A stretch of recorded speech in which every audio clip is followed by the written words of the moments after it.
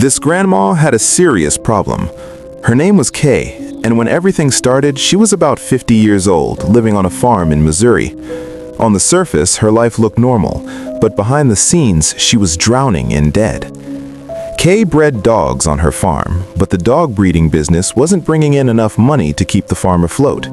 And to make things worse, her relationship with her husband, Greasebower, was far from happy.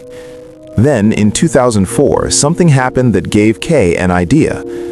Greasebower was deployed to Iraq with the National Guard, and he was expected to be gone for an entire year. Iraq was a dangerous place for soldiers at that time, and Kay began thinking about what might happen if her husband didn't come back. So she quietly took out life insurance policies worth $1.1 million on Greasebower and waited. But a year later, Greasebower returned home from Iraq completely fine. Kay didn't get a single dollar, and her financial problems only got worse. By 2006, her debt had grown so severe that she was afraid she might lose the family farm that had been passed down for years. That's when Kay came up with a new plan. Instead of waiting for Greasebower to die somewhere far away, she decided to make sure he died right at home, so she could collect the insurance money. But Kay knew she couldn't do it herself. That would look too suspicious. So she called her friend, a woman named Mock. Kay began lying to Mock, telling her that Greasebower was abusive and that she was afraid for her life. There was no evidence that any of that was true, but the story convinced Mock that her friend needed help.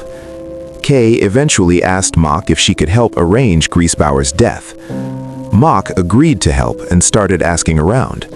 First, she contacted her ex-daughter-in-law, asking if she knew anyone willing to kill Greasebower, but that attempt went nowhere. Later, while delivering dogs to Kay's farm, Mock heard more frightening stories about Greasebower supposedly threatening Kay's life.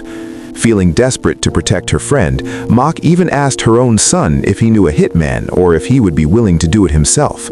Her son didn't take the request seriously and ignored it. With every plan failing, Kay grew impatient. Eventually, she told Mock that if they couldn't find anyone else to do it, they would have to do it themselves. One night, they put that plan into motion. Kay picked up Greasebower from work late that evening. When they arrived back at the farm, Mock was already there waiting. The three of them eventually walked toward the barn, supposedly to check on a litter of puppies. But once they were inside, Kay suddenly pulled out a rifle and shot Greasebower. Afterward, Kay and Mock placed the rifle near his body to make it look like he had taken his own life. Then they went back to the house and called 911, pretending to be shocked and terrified. When police arrived, Kay and Mock told them a story. They claimed Greasebower had gone to the barn alone to check on the puppies. Kay said she heard a gunshot, woke Mock, who was sleeping in the house, and then the two of them ran outside and found him dead. But investigators quickly noticed something strange. The weapon was a lever-action rifle. After firing it, the lever must be manually cranked to chamber another round. Yet when police inspected the gun, there was a live round already in the chamber. That meant someone had operated the lever after the shot, something Greasebower could not have done if he had shot himself. As detectives searched the house, they discovered bank records showing Kay's massive debt and the $1.1 million insurance policies she had taken out on her husband. The evidence made Kay and Mock look extremely suspicious, but investigators still didn't have enough proof to charge either of them. The next day, panic began to set in.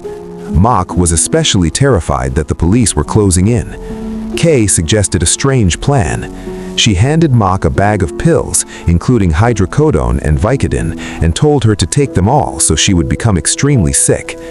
Kay believed that if Mock ended up hospitalized and labeled mentally unstable, the police might send her to a psychiatric facility instead of jail. Mock followed the plan and took the pills, but after getting scared, she drove to a friend's house and admitted she had overdosed. The ambulance was called, and Mock was rushed to the hospital. When police heard about the incident, their suspicions grew even stronger. While investigating, detectives spoke with one of Mock's sons, who revealed that her mother had once asked him if he knew anyone willing to assassinate someone. That statement was enough. Police arrested Mock, charging her with first-degree murder, but they still couldn't charge Kay because there was no direct proof she fired the gun. For 2 years, the investigation stalled. Eventually, detectives devised a strategy to break the case. They temporarily released Mock from jail and brought in another one of her sons, who happened to be serving time in prison for unrelated crimes. The two were placed in a room together. During their conversation, Mock's son convinced Mock to finally tell the truth.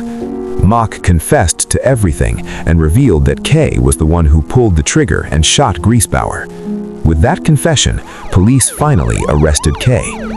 Both women went to trial. Mock blamed the entire murder on Kay, while Kay blamed the entire crime on Mock. In the end, the jury didn't believe either of them. Both Kay and Mock were found guilty of first-degree murder, and both were sentenced to life in prison.